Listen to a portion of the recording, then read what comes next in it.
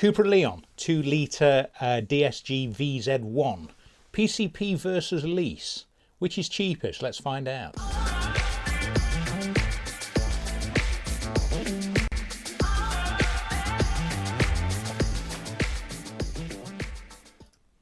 Welcome back to the channel, folks. JD here again with a very quick video today. Somebody very kindly yesterday commented on my video on the Model Y when we looked at PCP versus salary sacrifice, and asked if I would do a very quick similar kind of comparison between a personal lease and a personal PCP on a Cupra Leon 2 litre TSI VZ1.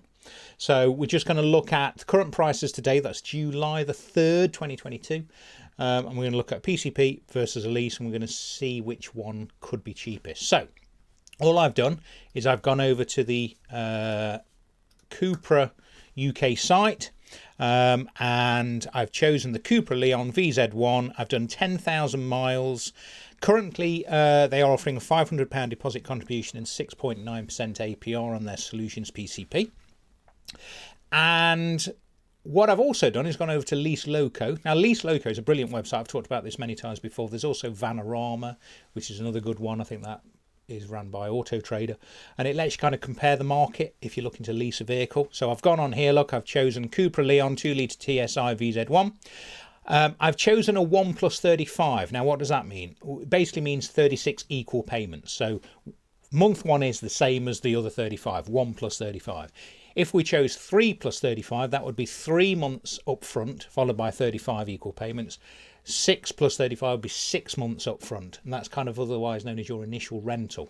So if you're ever looking at lease prices and you see a really, really attractive monthly figure, it may be because it's got quite a large initial upfront payment. So just be careful when you are comparing prices. So I've gone for a 1+35. So that's coming out, look, on this particular model, of 361.32. So that would be 361.32 initial rental, followed by 35 equal payments of 361.32. 10,000 miles, 3 years. Okay, 1+35, 36 months. So then what I do is I take that initial amount on the lease, which is 361.32, and we use that on our PCP deposit. So you see on here it was 361.32. Let's see if it will let us put in 361.32. Now the calculator may crash. I think we're okay. No, it's okay. When I was trying it before, it kept saying they were having problems with the calculator. It won't let me do that, look. So we've put a deposit of 361. Now look at the monthly payment. £700.48. 6.9% APR with an initial deposit of 361 and an annual mileage of 10,000. So obviously with a PCP, you've got to remember that at the end, there could be some equity, certainly at the moment, the way used prices are going. So even though it's a lot more money each month, you could be building some equity in at the end, and you could sell that car on just before the end, sell it to a We Buy Any Car, places like that, and you can pocket any difference between what they give you and what the final payment is, which on this example is £16,637.40. So let's do some very simple maths and see what the total cost would be. So on the PCP, it's £700.48 times 35, which is 24,516.80, plus our deposit of 361. So on a PCP, that car will have cost us 24,877.80. Okay, 24,877.80. On the lease, it will have cost us 361.32 times 36, because remember it's 1+35, plus there's a 276 broker fee, 13,283. So what's that? Over £11,000 cheaper to lease than PCP. And also remember, on a lease you're going to get your road tax included. Now that would mean, for us to be better off on a PCP, we would need to be able to sell that car on for about £28,000 after 3 years to pocket that £11,000 that we've saved on the lease. Now, it's very difficult to obviously know what a car is going to be worth in 3 years' time. But what I did do is I went over to Parker's and I was just seeing if I could see a valuation for a 3-year-old Cupra Leon VZ1, and I couldn't. But what I could do is I could find a VZ3, but only as old as 2020. So we can only get a 2-year price. It's very difficult to accurately determine what we might get. But let's just see what a 2-year-old VZ3 would go for.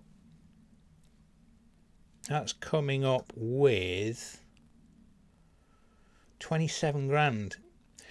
So you might just do it, but that is 2 years, and that's a VZ3.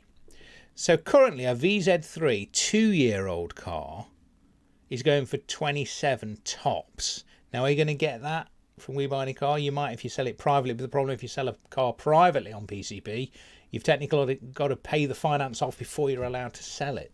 So I don't know. That's based on a 2-year-old car though. So what would a 3-year-old VZ1 be? I don't know.